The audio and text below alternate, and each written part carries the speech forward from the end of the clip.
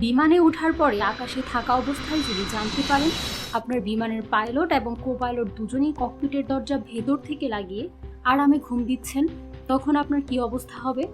আপনি যদি হুমায়ুন আহমেদের বিখ্যাত হিমু চরিত্রটি না হয়ে থাকেন, তাহলে অবশ্যই আপনার আতঙ্কের কোনো সীমা থাকার কথা নয়।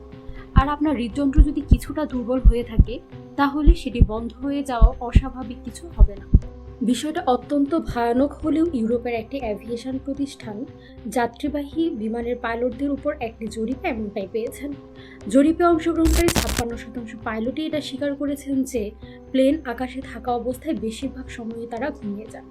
আরও আশ্চর্যের বিষয় হলো, এই সকল পাইলটদের মধ্যে 29% ঘুম থেকে জাগার পরে সাথে থাকা কো পাইলটদেরকেও ঘুমন্ত অবস্থায় পেয়েছেন। এসব শুনে আপনি যদি মনে মনে আর কখনো বিমানে না ওঠার সিদ্ধান্ত নিয়ে থাকেন, আমি বলবো আপনার আতঙ্কিত হওয়ার কোনো কারণ নেই। এই ভিডিওটি শেষ পর্যন্ত দেখার পর চাইলে আপনিও নিশ্চিন্তে আপনার বিমানের ককপিটে থাকা পাইলটদের মতো একটু ঘুমিয়ে নিতে পারেন। পাইলটরা যদি আকাশে থাকা পুরোটা সময় ঘুমিয়ে কাটিয়ে দেন, তারপরেও আপনি সম্পূর্ণ অক্ষত অবস্থাতেই আপনার গন্তব্যে পৌঁছাবেন। বর্তমান সময়ে প্রায় সব যাত্রীবাহী বাণিজ্যিক বিমানগুলোতে রয়েছে বিশেষভাবে তৈরি করা একটি অতি অত্যাধুনিক প্রযুক্তি, যার নাম অটো পাইলট সিস্টেম। এই প্রযুক্তিটি ব্যবহার করে যে কোনো যাত্রীবাহী বিমান বা এয়ারবাস যে কোনো মানুষের হস্তক্ষেপ ছাড়াই অত্যন্ত দক্ষতার সাথে নিজেকে পরিচালনা করতে পারে। শুধু তাই নয়, যাত্রাকালে যে কোনো প্রকার জটিল অবস্থা তৈরি হলে নির্ভুলভাবে তা সমাধানও করে ফেলতে পারে।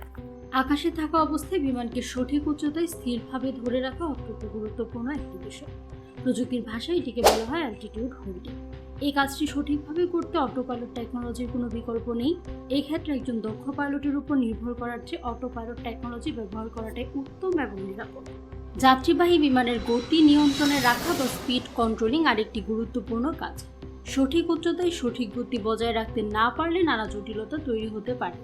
এছাড়াও যাত্রীদের সঠিক সময়ে গন্তব্যে পৌঁছে দেয় এবং প্রতিটি এয়ারপোর্টের ল্যান্ডিং টাইম মেনটেন করার ক্ষেত্রেও স্পিড কন্ট্রোলিংয়ের কোনো বিকল্প নেই। এই কাজটি করার ক্ষেত্রে অটো পাইলট টেকনোলজি প্রায় নির্ভুল বলা যায়। আকাশে থাকাকালে যে কোনো মুহূর্তে সার্বিক অবস্থা বিশ্লেষণ করে সেই অনুযায়ী উপযুক্ত গতি নির্বাচন করার ক্ষেত্রেও এই প্রযুক্তিটির উপর অনায়াসে নির্ভর করা যায়। এখন আসা যাক নেভিগেশনের বিষয়ে। আপনার গন্তব্য যদি হয় সিঙ্গাপুরে, আপনি নিশ্চয়ই উগান্ডাতে নিজেকে আবিষ্কার করতে চাইবেন না। সঠিক রাস্তায় সঠিক গন্তব্যে পৌঁছানোই যে কোনো বিমান যাত্রীর জন্য একান্ত কাম্য।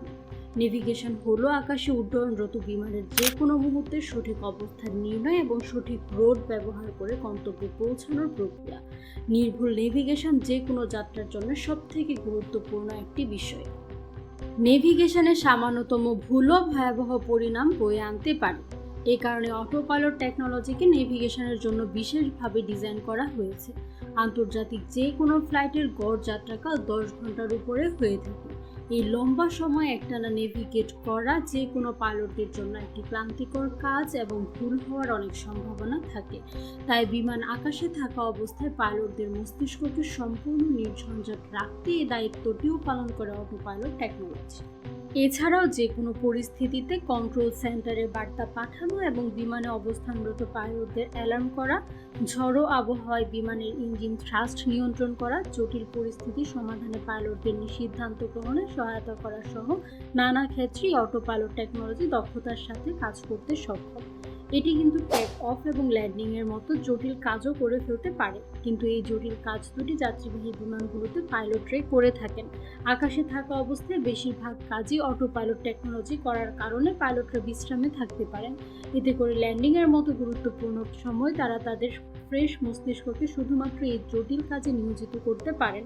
ফলে আপনি আকাশ থেকে সুন্দরভাবে আপনার জীবন নিয়ে মাটিতে নামতে পারেন।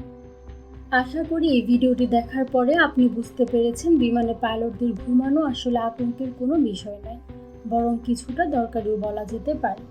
ভিডিওটি ভালো লাগলে একটি লাইক করে আমাদের চ্যানেলটিকে সাবস্ক্রাইব করতে ভুলবেন না। আপনারা আর কোন কোন টপিকের উপরে ভিডিও চান কমেন্টে জানাবেন। আমরা আমাদের যথাসাধ্য চেষ্টা করব আপনাদের অনুরোধ রাখার। ধন্যবাদ সবাইকে।